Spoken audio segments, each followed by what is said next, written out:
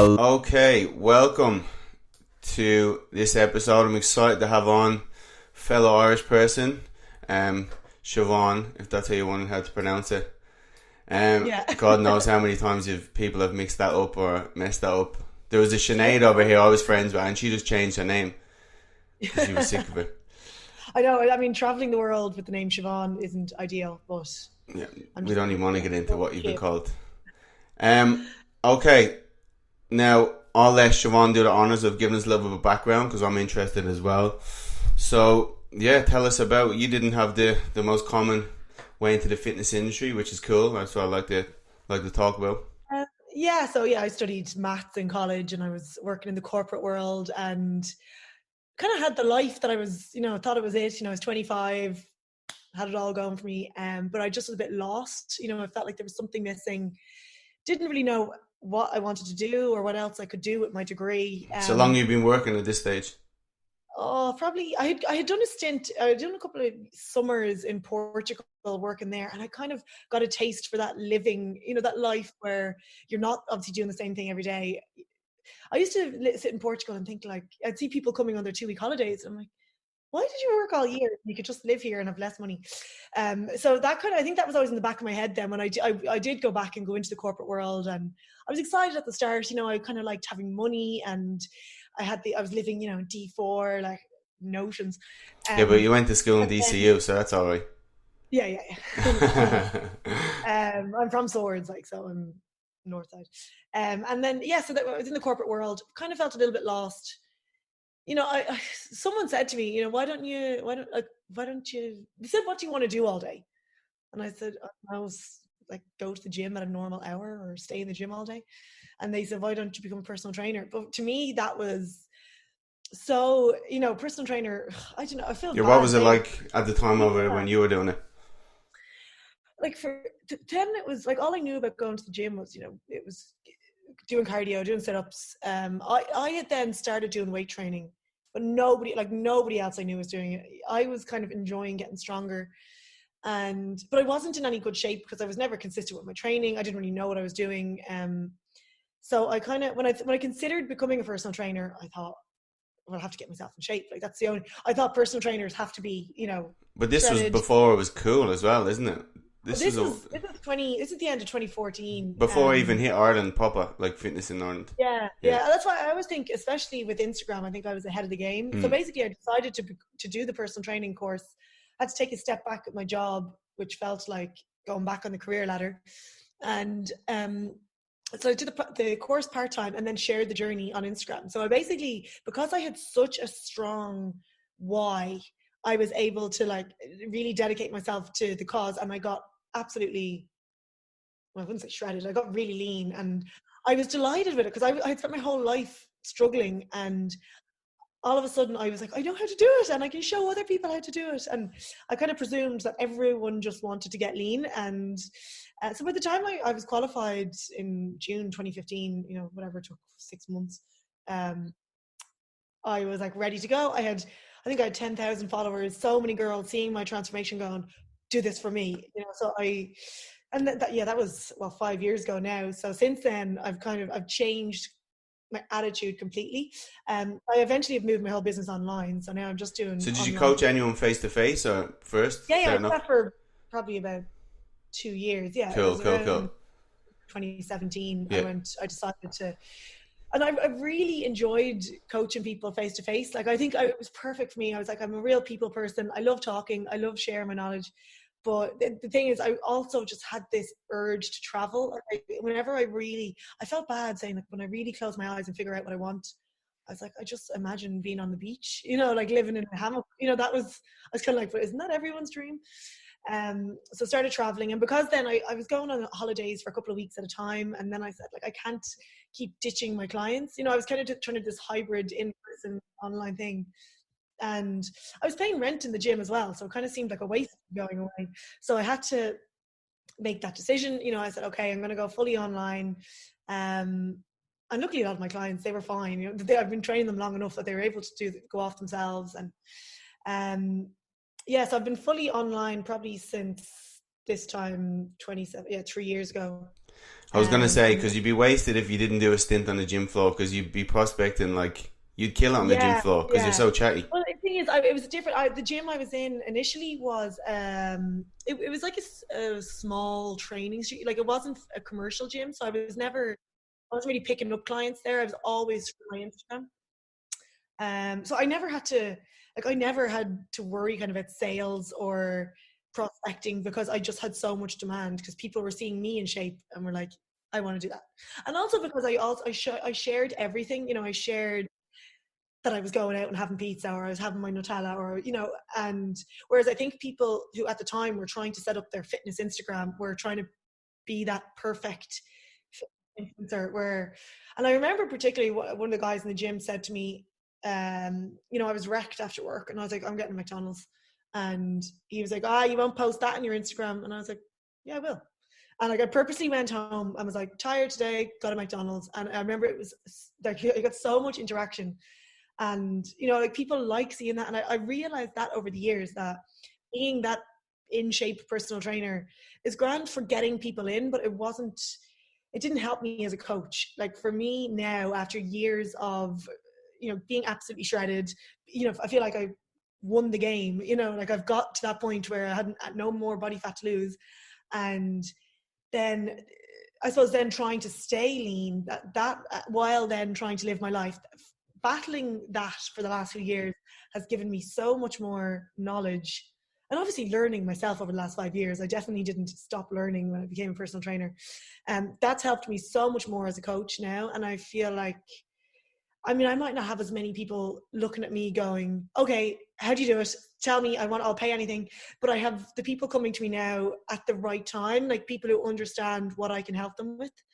And it's been a journey and everything has helped me get to this point.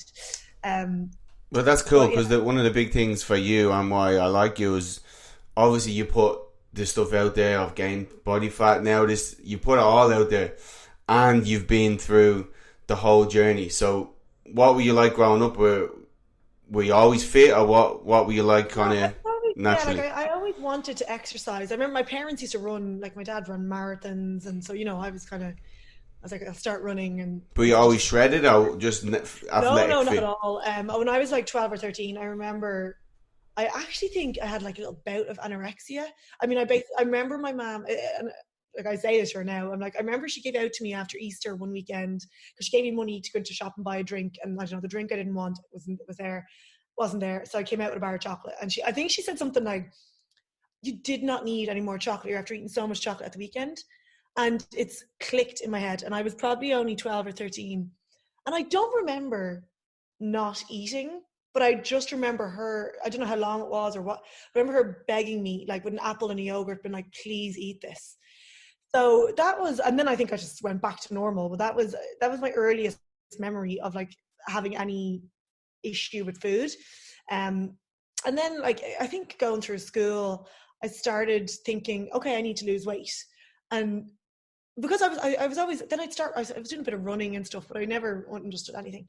And I remember just going into leaving cert year thinking I wanted to lose weight. And the only way I knew, or the only reference to losing weight I had was a Special K diet, because seeing it on the TV. So I basically just ate cereal for a year. Like I got absolutely, like, and the thing is, I think at the time then my mom knew not to say anything to me, but like I was eating, but I was obviously so malnourished. I was getting really skinny. And I probably was really skinny at Williams. But then obviously I went to college, discovered cans and garlic and cheese chips, and then I don't remember ever caring about my body particularly. Like I went to the gym again, I was just doing cardio and sit-ups, but I don't remember being that caught up on it until one of my friends was going to Weight Watchers and she'd lost like 5 stone. She's amazing. I was like, it's amazing, well done, great work. And she asked me one day, did I want to go with her? And I was like, what, for like moral support? Or like I didn't think I needed a change. But now looking back at pictures, I had kind of ballooned up after first year in DCU. So basically I started going to Weight Watchers and did really well at that because I was really active. And then I started learning a little bit, like it was the first time I made a salad or something, like it was the first time I'd literally cooked anything. Started having chicken and salad, and then was like, oh God, I can fit loads into my points. And I was earning extra points from running a lot. I was playing Gaelic football and everything. Like I was always pretty active, but just, I don't know what I was just never, I never really understood nutrition. So you've gone through like the whole journey, which is why I like it, because you can empathize then with your clients. You know what they're going through. A Yeah, lot of yeah, people who are just naturally like genetically gifted, they don't get it, and they're always the worst coaches at anything. Like, yeah. But then at the same time, like I do feel like I've never been obese. Like, and I think I don't tend to understand that struggle.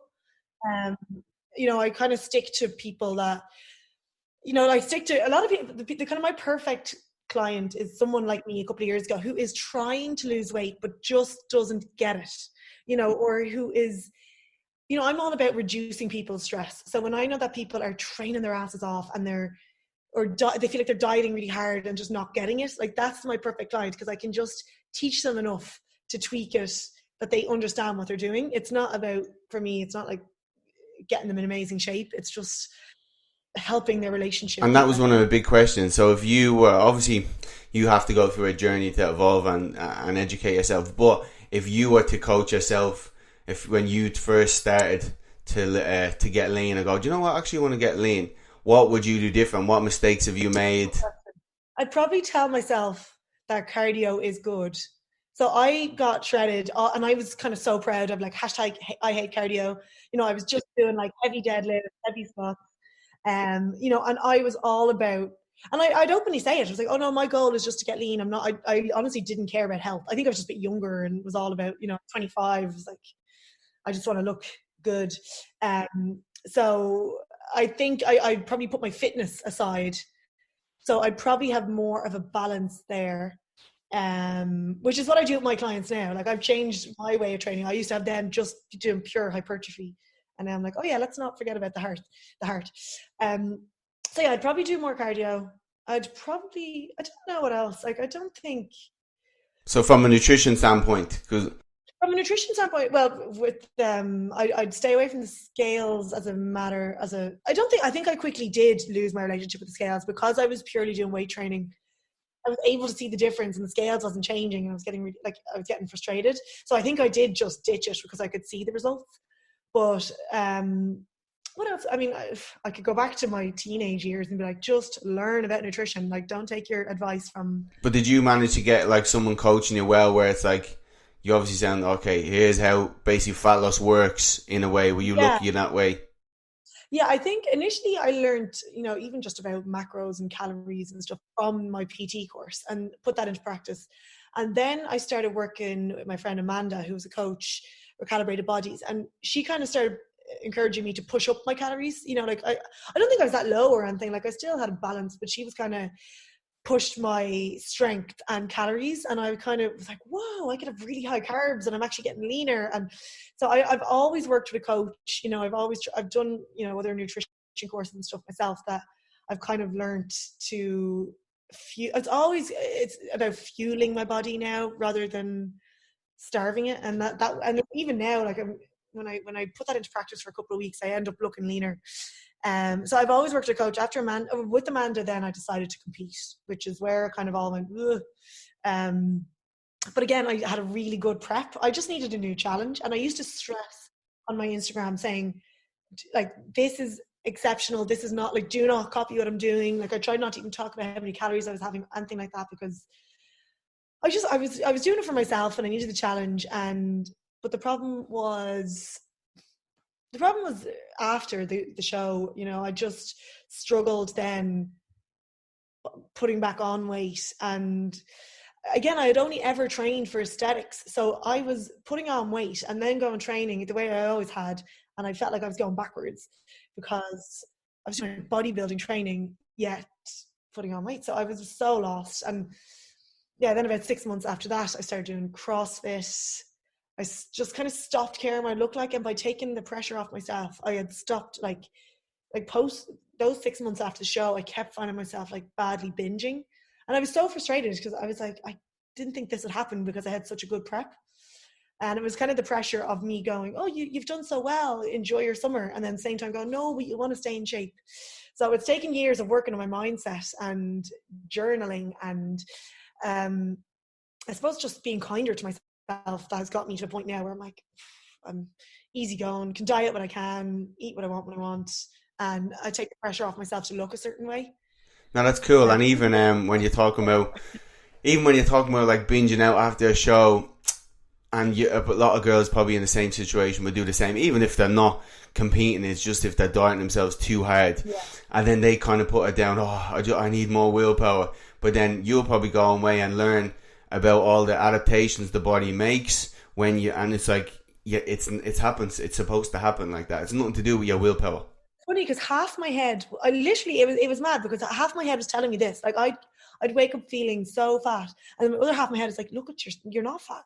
But like I didn't know how to even express that on social media, because I knew I couldn't. I was still like tiny, and I couldn't explain that I was struggling, because I couldn't be like, I feel fat, because I'm like, no, I'm not. It was such a. But then at the same time, like obviously my coach Amanda was trying to tell me to like up my calories, because I'd be messaging her going, oh my god, I'm after binging last night.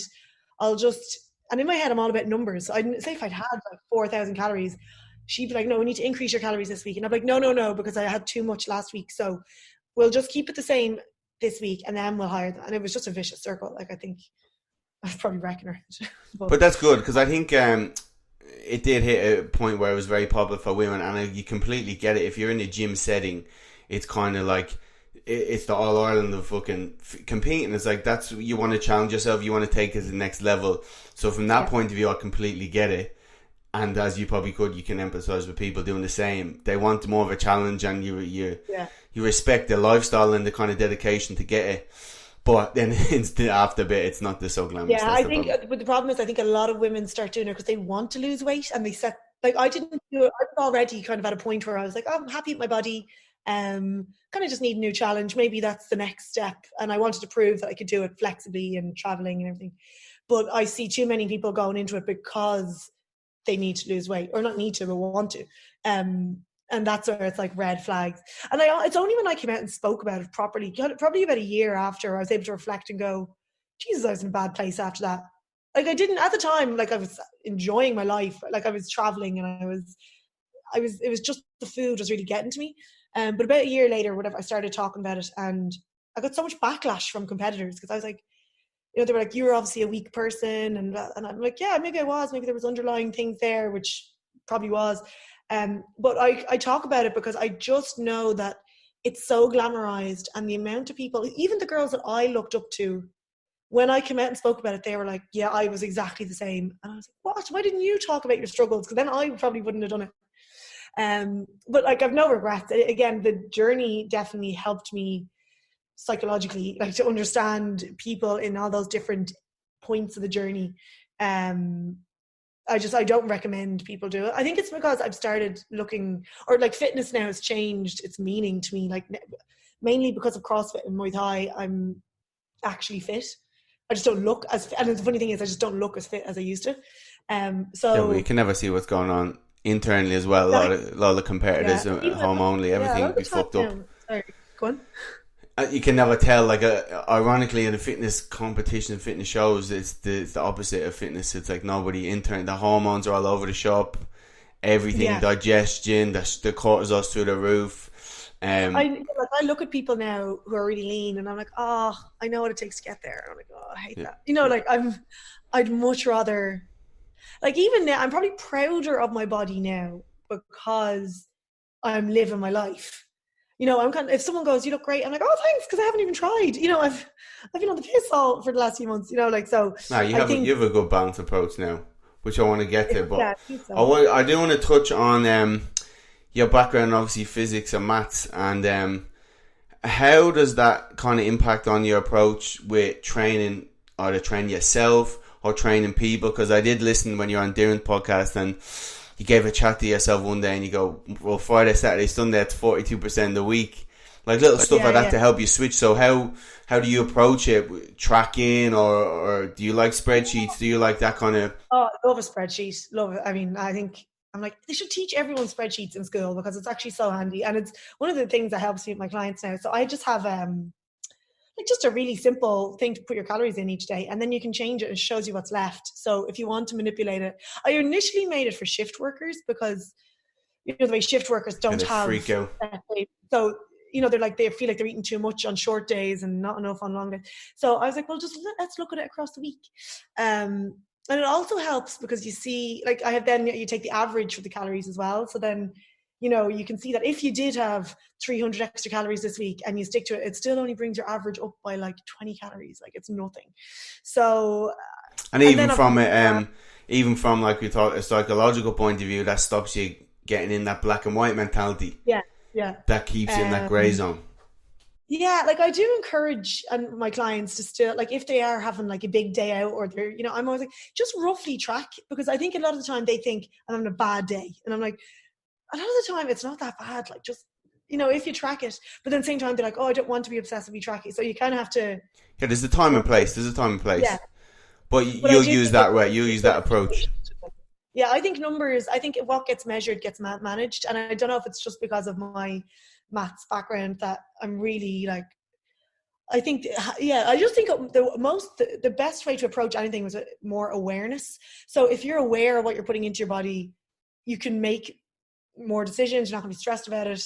Like, I might track my calories, but I might be going way over, but it's kind of like, I just like knowing, like, the amount of things I used to be so shocked about. I'd be like, I can have avocados, we're healthy. Then that was when my definition of healthy meant to get lean. But still, now I'll ask for stuff with no guac, and everyone's like, you don't like guacamole? And I'm like, I do. I'm just very aware of the calories, and I'd much rather have butter on my toast. I don't know, so it's just, I think that awareness is really good for people. That's brilliant, because we talked last week about two approaches. You can track, you can not track. There's pros and cons to both, but whatever way you start, I've had clients that simply start eating healthy and then I'll get them to track later on, or vice versa. They'll track and then they'll try to eat a bit more habitually. So you've been through a few years now of tracking, of getting awareness of foods, so you can kind of roughly do that in your head in a roundabout way. Like, I was just thinking there, I have tracked for the last week, which I kind of go in and out, like, if it suits me. Like, this week I've been on my own. I was like, hey, I'll track this week. But I just realized I haven't got a scales. Like, I didn't actually measure anything. I ordered probably 7 or 8 meals. Like, I just completely estimate. But I think, and obviously some of those estimations could be completely wrong, but I'm all like, it's consistency over perfection, and I that message trying to drill into my clients is, because especially when they first start, they're like, oh, I'm 10 grams over my carbs, and I'm like, no, I don't even worry too much about carbs and fats anymore. I'm just like, high protein, calorie deficit. And I just think when you're consistent, even if you're consistently over your calories every day, it's fine as long as you're not quitting and then going way over, so I've a very good eye for it now, and I just think it is helpful for people to know that. Little things. I remember even years ago when I first measured 30 grams of cereal, I was like, what? It's just, even you've talked about, I know you like the book Atomic Habits, and ideally, as you said, you're starting off and losing fat initially. It's actually the easiest bit.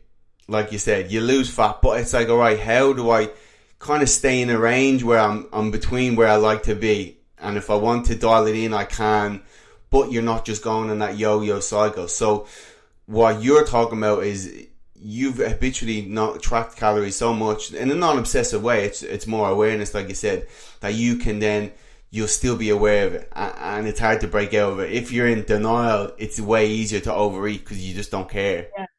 Yeah. And I go through phases of it. Like, sometimes I genuinely see the problem now that I face is that sometimes I'm just like, oh, I look great. Like, I'm like, whereas before I'd feel like I had to track because I had to change. Now I'm like, it might come to the week, it might come to the weekend. And this is where I kind of find that homeostasis point, because I might like eat really well Monday, Tuesday, Wednesday, Thursday. And then Thursday comes around, there's talk of drinks. And I'm kind of like, I'd actually rather, because I'm so in tune with what I really want, that I'm like, yeah, no, actually, drinks with my friends is probably more important to me than losing a few centimeters this weekend. So I'll stick with it. But then it normally comes, by the time Sunday comes around, I'm like, oh, do you know what? I'd be happy to, dial it in a little bit Monday. But it's no longer like binging restriction. It's just really, aware of what I have. And I think I've done that ever since I came home, like 2 months ago now, I've been doing that, and it's worked. I only noticed this morning, I compared some pictures and I was like, God, I've actually got a bit leaner, but I'm like, I haven't tried. I've just been consistently dieting when I can. And but the majority of your food is going to be healthy food. It's going to be food where it's hard to overeat on, and you're not eating chip food all day. I think that's the difference people mistake. I was staying with my friends when I first came home, and my friend and her husband, and he was such a good cook, so he was making food, so couldn't really track. I wasn't even that bothered tracking. I was like, oh my God, I'm so lucky to have someone making me like such good food. So I just kind of stopped tracking, but it didn't mean that I was overeating. I was just obviously eating a bit more intuitively. And then there was days where, I was kind of having good days and bad days where I was really, productive and everything. And then there's days where I'm like, John, I'm just going to get into bed with a bar of chocolate. And I did that. But now looking back, I was probably like, yeah, I probably did have a large dairy milk, but then I probably didn't have dinner after that. So I wasn't binging, but I was kind of really listening to what I wanted. And it's obviously and then I have quite a lot of muscle. So I think I get to, I get to diet on higher calories. Yeah. And even from a habitual point of view, you'll probably naturally get more protein in your meals. You're always probably going to get veggies in there, stuff that you probably don't think about, but that's kind of where you want to get to a client. Yeah, when I get clients to start off, I usually just get them, I say, okay, let's just aim for 3, we don't do calories. Let's just go 3 big meals, a couple of snacks, let's aim for, nutrient dense food. And the big thing when it comes to next week, I'm like, okay, protein. Yeah, so you go off that like precision nutrition where you might just show them how to portion their meals out starting off when someone comes in. Yeah, only for like the first week. Yeah. And then too, it's kind of like I introduce the calorie deficit. And I used to use like complicated things, but now I kind of just go, right, let's take your body weight in pounds, multiply it by 13, and now let's work from there. So I'm like, it's not going to be a quick, like, I'm not saying this is definitely the right number, because someone's like, oh, but I did another calculation, and I'm like, well, no, the only way we know is that we're going to test it out for a few weeks. And, that's where I think a lot of people, like, they don't give it time. They're like, no, I want the exact number right now. And that's when it's easy to just cut your calories really low, because obviously if calories are low, it's going to work. So my whole ethos is like, let's diet on as high calories as possible. So and then you try and introduce protein, like you said, the second week. And I'm like, let's keep the protein as high as possible. So for breakfast, I'm like, let's just try, because it's so hard to play catch up with your protein if you don't have protein at the start of the day. So even just little things like adding in Greek yogurt, like, because I try not to, I don't want them to change their eating habits too much. It's like, let's have what you're having and let's make some changes. In Ireland, everyone thinks once I'm going to lose weight, I'm going to start eating porridge. That's it, straight away. Everyone goes, I'm going to start eating porridge. There's not a porridge anymore when you're fitness. It's no? Oats. Oh, okay, oats, yeah. Oats and whey, which I haven't had that in ages. I love it. I used to love it though. That was like the height of my day. Anyway, yeah, so I try and teach them, like, just get the protein in. And the problem is, like, just the portion size they're having. They're so used to dieting on tiny chicken salads. And I'm like, I don't know, put another chicken breast in. Or, they're always like, oh, I don't know, I want to keep it natural. Don't want to take a protein shake. And I'm like, I swear, you don't accidentally get muscles. Like, they're like, I don't want to get bulky. So it's an education process. And now that's cool, because that's not, you probably don't, it's not sexy to talk about that, and it's very hard to simplify on social media as well, like the different approach you use for people. But you're basically just getting more nutrient dense, more proteins in there, and naturally most people are going to start to eat less calories anyway. Yeah, I know. And one thing, like, I only kind of really considered properly in the last year is that, dieting is actually, like, isn't healthy, depending. But, so say, I was like, when you're eating less food, you're basically taking in less micronutrients. And I was like, that kind of forced me to stop, using, all my calories for shit food. And going, I think Owen Lacey says that. He always says that. Yeah, actually, that was... It was brilliant. Nutrient deficiency as well. Like, I'm like, that's unreal. It was like, it came to me, and I was like, oh my God, how did I not consider that properly before? And... so then I've kind of realized that, like, I'm healthier when I'm in a surplus because I'm eating more nutrient dense food overall. So then I was like, God, that's why it's even more important when you're in a deficit to really make sure you're maximizing those calories for health. And then, health, and then adherence, so it's kind of obviously weighing up everything that, if as long as I was, 80% of your food is pretty healthy, you can have your 20%. That keeps you adhering to the diet, because obviously the best one is the one that you can keep up. And I'm a food, I'm not that kind of person who just enjoys salads. Yeah. Really well. And would there be when you're coaching your clients, is there a point where you say, okay, I might track now, or would it be for certain types of people? Would you go beginner, intermediate, advanced? Okay, you can do this. Yeah, I usually, the thing is, what I'm doing now with my fitness furnace is what I call it. That is, it's a low cost coaching thing. So I've been doing it I've had it for years, and I've been obviously fixing it and improving it. And I've got to the point where I want to do more one-to-one stuff where I'm literally, looking at their whole environment and their mindset and everything. But at the same time, this is it's the perfect product for someone. It's basically now, it's only €59 a month. So, they're not expecting the world, but it gives them what they need. And what I have, it's 12 weeks of videos it's like a course really that you're learning each week. But the big thing I have now is I've got, using all my spreadsheets and everything, I have a one-to-one check-in. So it's quite simple in that they fill everything out, and then I can see it and I can analyze it rather than kind of long emails. So, generally everyone is doing pretty much the same thing. I have a questionnaire, and I have different levels of training, and obviously home workouts, gym workouts.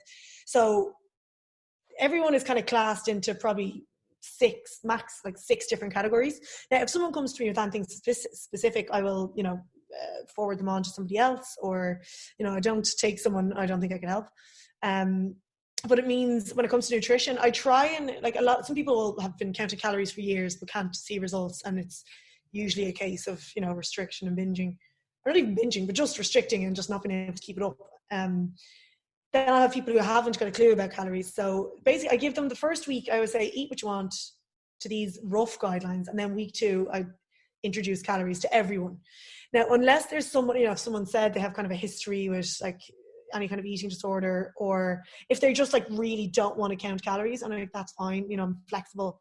But I just try and keep everyone. And then as the weeks go on, I talk about intuitive eating. And then, but I also have videos on, carb manipulation, if you really want to, for those that really want to step it up a level. But the majority of people just want something that they can keep up long term. Yeah. No, it's hard because having someone one-to-one is brilliant, because you can just take control of the whole life. I'll do a few people, and I'll have them send me their resting heart rate every morning, their HRV, all the stuff, real fancy stuff.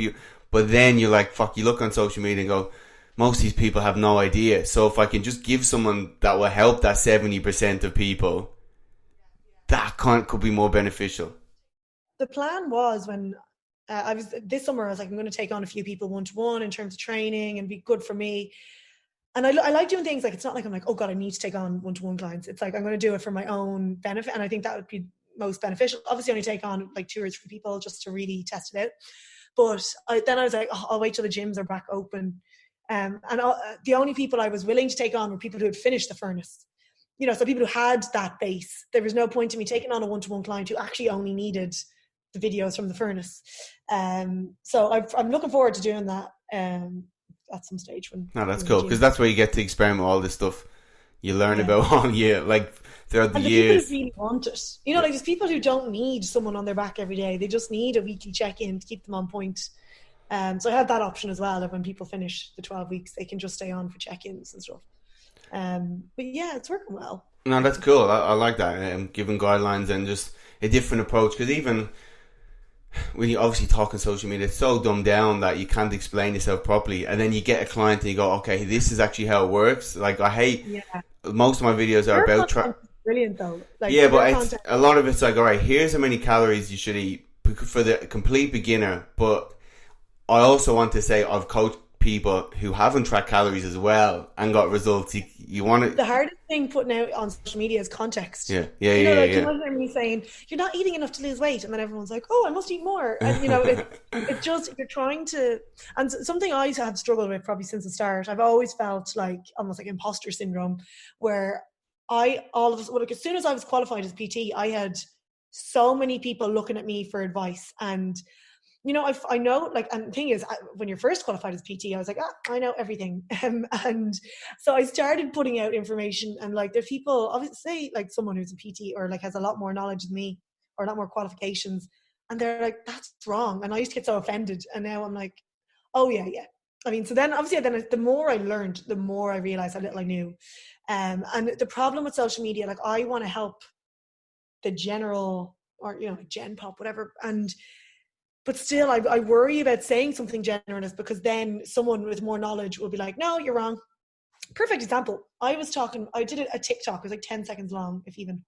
And I said, hey, just for everyone, if you hate running, you don't actually have to run. I was like, if you walk the same distance, you burn around the same calories. And oh my God, the amount of hate I got. Like, you'd swear. My point was that, like, the purpose of the post was for those people who are trying to lose weight by running.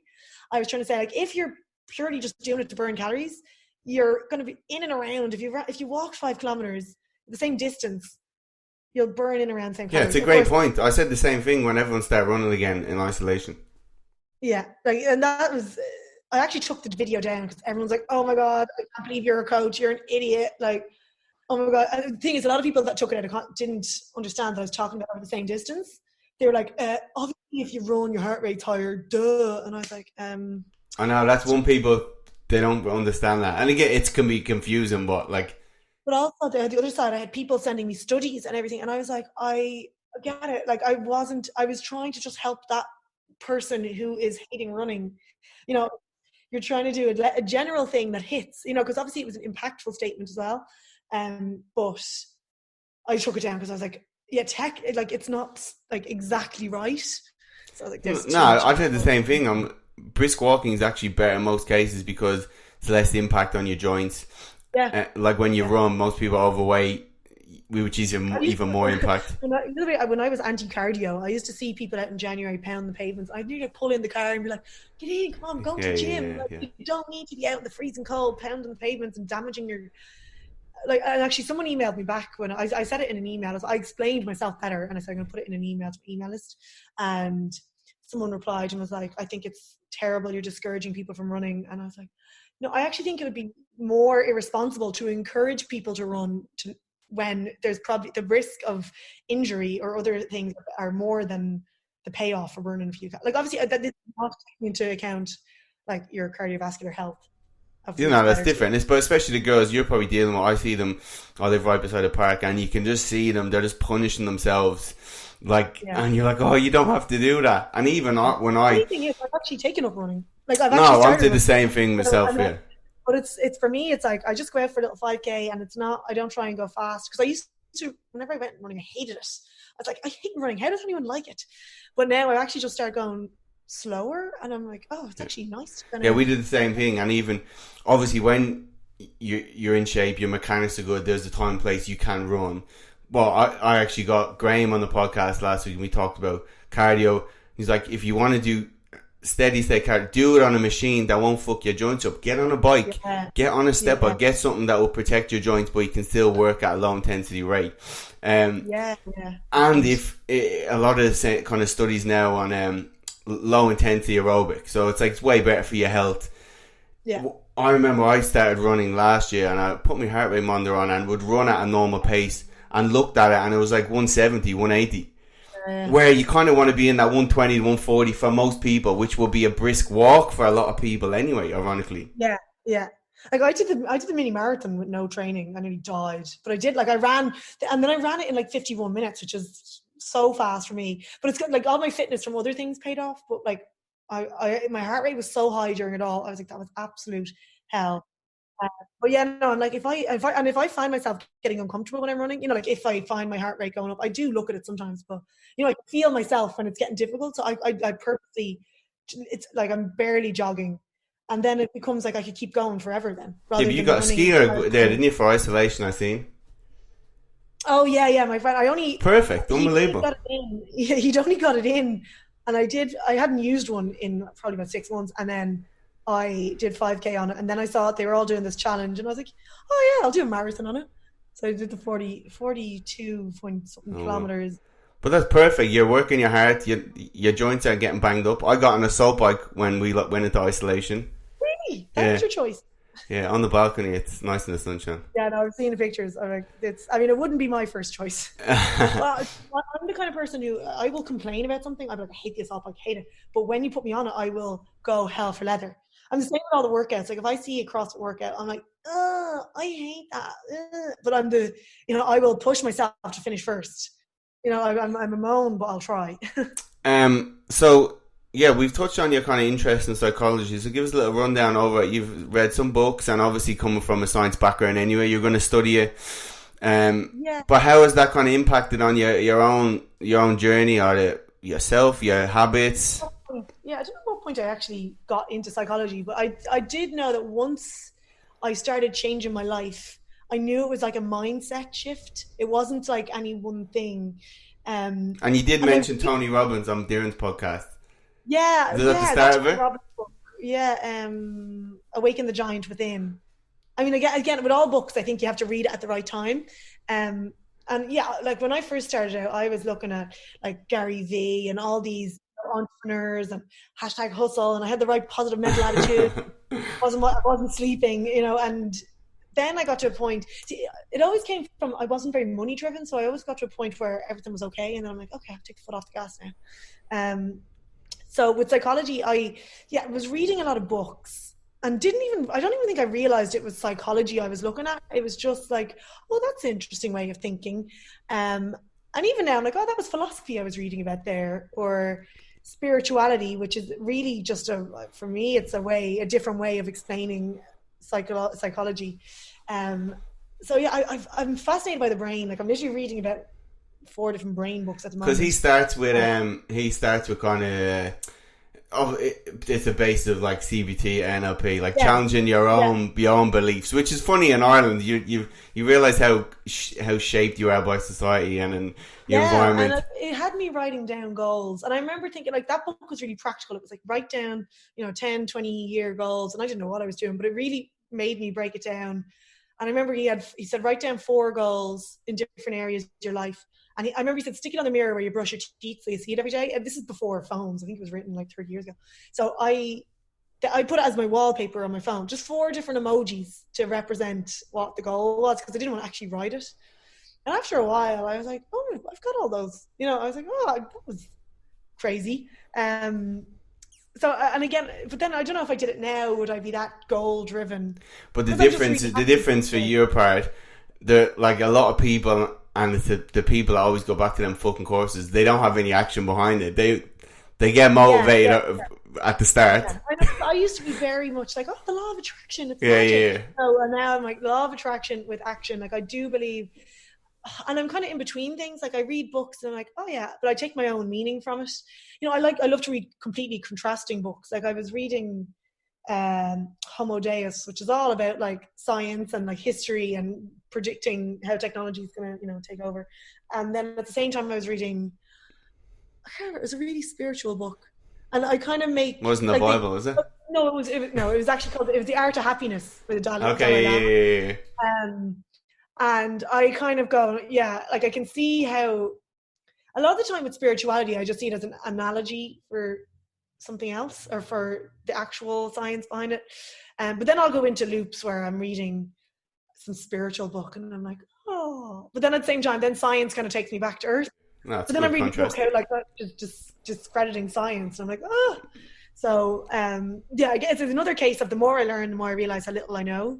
And I wanted to do, I had decided last year I was going to do a degree in psychology, purely out of self-interest, like not like I wanted to be a psychologist, but I also wanted to help people just like more outside their like training in nutrition. I want to help people with their lives. I want to help people again, just reduce their stress and just have them happy day to day. So I was going to do a degree in psychology, and then I kind of looked at the path to become a psychologist. It's like studying maths to be an actuary. I was like, oh, hold on, it's going to be another 7 or 8 years. But then I wasn't doing. Then I was like, oh well, I do it just for my own interest. And so I applied for a couple of places, like went back to the CAO forums and everything. And in the meantime, I started to do a life coaching course just to kind of get back into the habit of studying. And I think I was trying to do a half an hour a day, and I like completely just dropped it. I was like, right, well, if I can't do a basic online life coaching course, how am I going to do a degree while trying to travel the world and everything? And funny enough, it would have been perfect now that I've been stuck in one place for 2 months. It would have been, No, but but I don't know. you'll naturally do it when you're dealing with people anyway. Yeah. They come in with kind of certain stigmas about themselves, and you have to challenge that anyway as a coach, or you'll put something thought provoking out there, whatever in your education. Talking to people about their problems. Like I love people of conflict. I love like bringing in, I don't know, like the chimp part, like all these books that I've read, like they have helped me. They've given me so much knowledge, but I'm not qualified in anything to do it. So, I'm just like, any of my friends got any problems? Want to chat to me? No, you don't. Even at the start, when you ago. get someone in, like, you don't have to be qualified to simply question their beliefs and get them thinking a different way, that's just kind of human nature in general. Yeah, different, more awareness again, and looking at things from different perspectives. It's helped me so much dealing with online, you know, like criticism and, you know, looking at things going, okay, that person is just seeing you posting a picture in Bali going hashtag live your dreams. Like maybe they're not getting the whole context, or maybe you should put more context behind the posts. So that's how you started, and then you kind of went in, as you said, you talked about these books of habits, which is cool because, as we said, a lot of people, they get motivated at the start and they go to all these motivational talks, but then they may be motivated but have a terrible strategy. And like when you look at habits about putting a good strategy in place, whether it's fat loss, whether it's trying to get off your phone in the morning, whatever it is. That book, Atomic Habits, I just thought was, because I kind of picked it up thinking, oh, another habit book. You know, I've read, what's the name, Charles Duhigg. Yeah. Yeah, and you know, I was kind of like, oh, you know, I have good habits. I'm not going to get much out of this, but I would listen to it on Audible, and I kept having to stop to write things down. I was like, this is so good, because it wasn't just, like it was all about, it's looking at your environment, it's looking at your habits, it's looking at like what you're actually trying to achieve with these habits. And yes, I think I've read it like 3 times now, and each time I'm like, oh yeah. And my problem is that because I don't have a home really, you know, I've been on the move so much. My morning routine is like so important to me. Like I've always got everything I need to do in the morning, and then I always say like discipline equals freedom. So like I have that freedom because I have such good habits in the morning. You know, now it's like clockwork because I've been in one place, or well, I haven't. Does that get to you, Joy? I find sometimes when I went to London last year for a month, and I was actually went a bit crazy because I didn't have a routine, like morning routine, and you're trying to make too many decisions on a daily basis that your brain's just gone bananas. Life gets too hard if you don't have one. Yeah, like I struggle. When I struggle the most is probably when I don't have my morning routine going. You know, I remember like after Christmas and stuff. After, you know, I had a great time with my family and friends, and I really went loose and all that. But I just was so uneasy. Like I was like, I just was feeling quite down, quite anxious. And I realize now it was because I was just out of my routine. Like obviously, you know, when you eat crap and you drink loads for a couple of weeks at a time, you're not going to feel your best. But I think it's because I knew I was going through loads of different countries in the next few weeks as well, that I was just craving my routine. And once I get into a routine, I'm like, I can do anything, you know. And that's why I encourage other people to, even with training, even with the clients now, when going through the pandemic was like, oh, I can't train, don't do home workouts. I'm like, okay, let's just try and get it at like the same time every day, like just to do your workout. Even if you've nothing else to do for the day, do it at the same time. You know, build your habits around that. You know, even that what James Clear talks about, he talks about habit bundling, always where you combine something you like doing with something you don't. I used to do that naturally anyway. I listen to podcasts and I'll clean up when I do, or I'll go for a walk. I'm obsessed with, like, my coffee is the best part of my morning, so I always do my emails and my daily email while drinking my coffee. Or like I love reading my books, but I do my yoga between my books and I read. Yeah. So you're doing it unnaturally, unconsciously anyway. Yeah. Well, I mean, I just know what works for me. Like I know if I don't do my emails at the start of the day, like you won't get a reply until tomorrow morning, because I find it very hard to just switch back onto work. I go too easy on myself with work and life in general. Like I'm like, I find like your creativity is like a small battery. If you don't get it ery, it can drain pretty quick, and then you're fucked for that day. I say the same with willpower and everything. Like it's all about, you know, not testing your willpower all day, like because it will run out. And you know, so do everything in the morning when it's high. And give me, because someone asked, what is your Give me 3 main tips that kind of that your normal client will struggle with, and what kind of stuff do you put in place? Tell me about your awareness a little bit more. Like the biggest problem I have is trying to get women to eat more. Mm-hmm. You know, like they're very, very hesitant to increase their calories. We're not talking about eating Ben Jerry's now. Yeah, no, I know. I mean, I just increasing their calories in general, because they'll say like, oh no, I've always dieted in 1200. It didn't work. Yeah. But like someone actually said to me, oh, that seems like a lot. When I track, I normally track 1200, and I'm like, yeah, keyword when you track, what do you have those other days?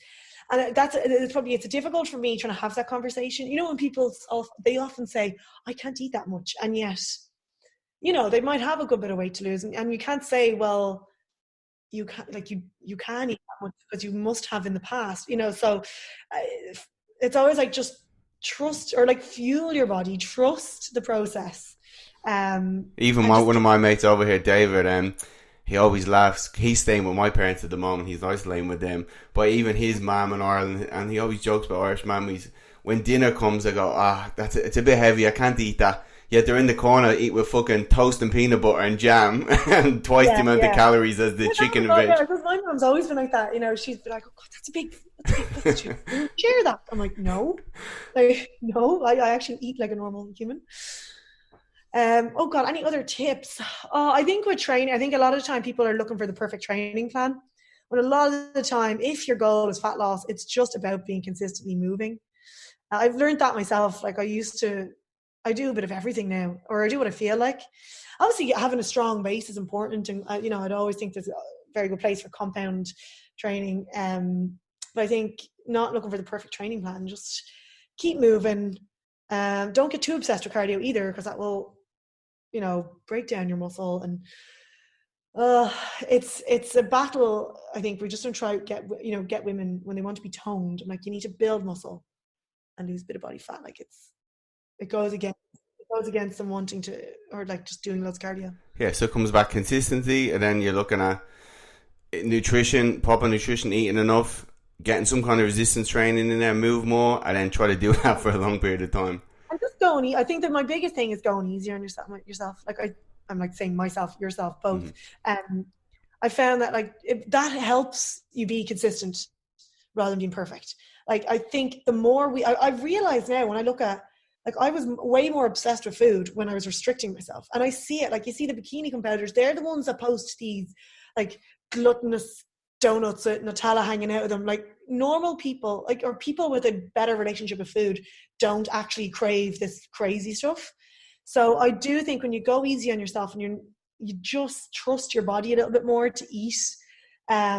Now we'll always, like the environment, especially in Ireland, I find it a lot more difficult to eat intuitively, because there is an emphasis on, you know, takeaway food and gluttonous food on a weekend. Like like I do think my environment would have my homeostasis point a bit higher, but you know, I think that's fine, you know, as well. Like I'm like, just if you learn to go easy on yourself, I think you will naturally eat a little bit better. Yeah, human behavior is funny, isn't it? You mentally restrict someone, they want them more. It's like, now, I want to go outside. You never wanted to go outside before until someone said stay here. No, now I'm like, I can't wait to go running. You know, like, the whole time, never ran. No, that's brilliant. And Siobhan, tell the people where they can find you if they don't already follow you. Tell us a bit about what you're doing or not doing. So my main coaching thing now is Fitness Furnace. It's Siobhan O'Hagan. That's where all that came. My username used to be OH Fitness. And then I tried to get away from labels. So now it's shiv.o'hagan, which I forgot how difficult that is to spell. So it's siobh.ohagan. So my website is ohfitness.ie. Yeah, that's all I'm doing. And you do PT cert on that. Are you still doing that? Yeah. No, so that's cool. We're coaching, so I have an accredited PT course online. Like the practical and assessment day is done in Dublin at the end of it, but basically you can do like so people are doing it from around the world and just kind of fitting in the day around their trip to Ireland. We're hoping to have that you can do days in different parts of the world, but yeah, and like obviously I think people are like, you don't know enough, you can't create a course. So obviously it's not just me. I'm just the face of it. The people that are unaware of how much they don't know, they're always the best coaches anyway. That's the whole thing. Yeah, I've learned that. Like I've open for criticism And if people want to jump on your old fitness, just go to your website. Yeah, I normally have a bit of a waiting list because I just try to make sure I can tackle I have 3 coaches helping me now with the check-ins, and I'm very careful with who I pick as well. It has to be who encourage women, and it's more about being empathic than being shredded. Anyway, so yeah, so I at the moment I think I have a waiting list. I can open the spaces every few weeks, and you're not just saying that like most people. You're actually serious. Yeah. All right. Thank you very much for having you on. It's too easy to chat to you. That's the problem. That was a great chat. All right. I'll talk to you soon, Siobhan. Bye. Thanks so much.